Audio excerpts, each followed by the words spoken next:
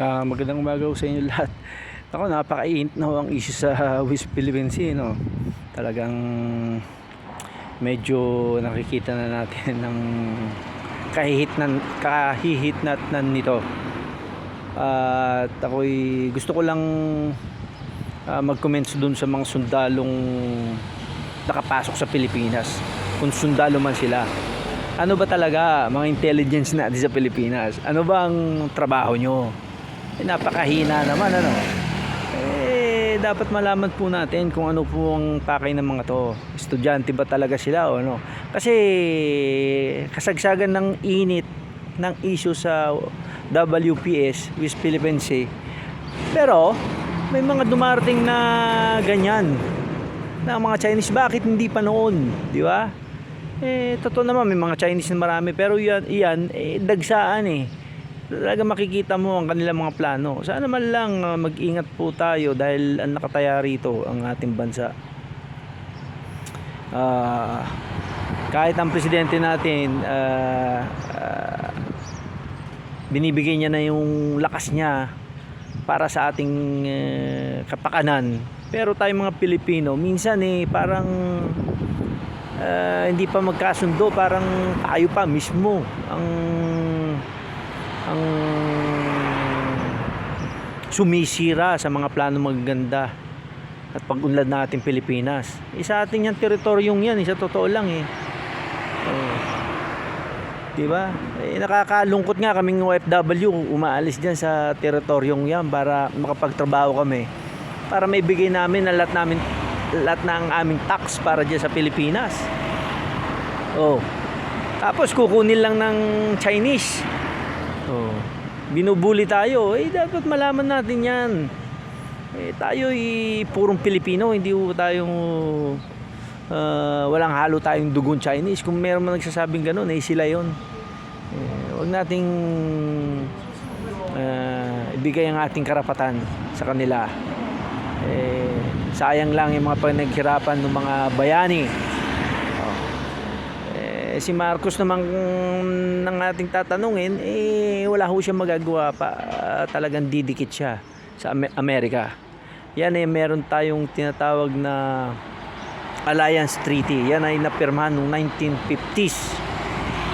Nagsasaad noong Second World War yan, nagsasaad na merong kasunduan ng Amerika at ang Pilipinas na tinatawag na ironclad, na anuman ang mangyari, anuman mangyari sa bawat isa, tayo po ay tutulong o sila ang tutulong sa atin. May masaktan man sa bawat Pilipino pagdating sa ganyang mga usapin, gera, disastro, sa mga calamity, sila pa ay tumutulong. Yan ang nilalaman ng Alliance Treaty. Hindi po yan ngayon lang na pinauso.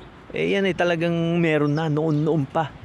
Marami na nagdaan presidente, meron na yan.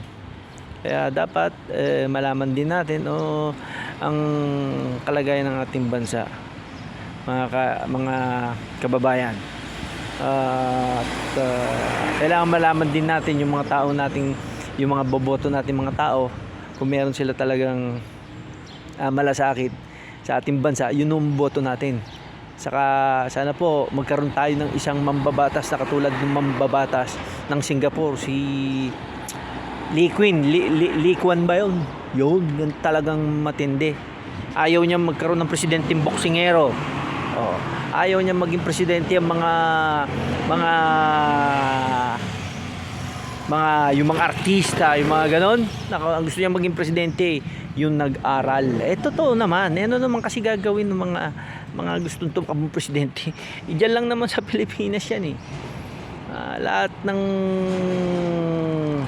magagaling sa politika, yun ang dapat ilagay dyan. Hindi yung alam mo, hindi yung alam nyo, ako bilib ako kay Dolphy nung nabubuhay.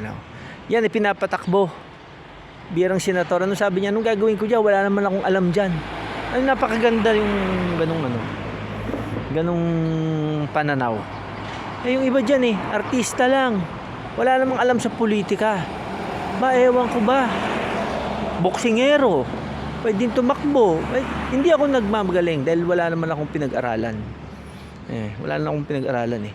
Pero sana man lang ibigay natin sa mga taong marunong at alam nila ang dapat gawin.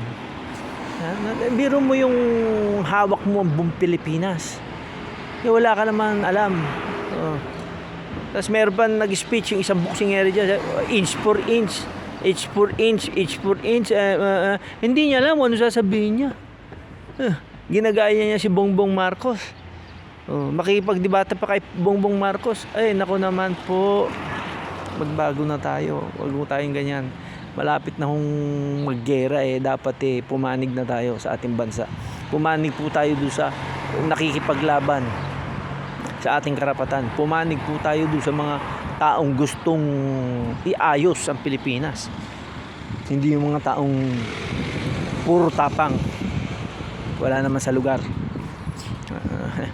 Yung mga taong akala mo kriminal, no, na naging presidente na kamaong bakal. Hindi yun. Hindi ako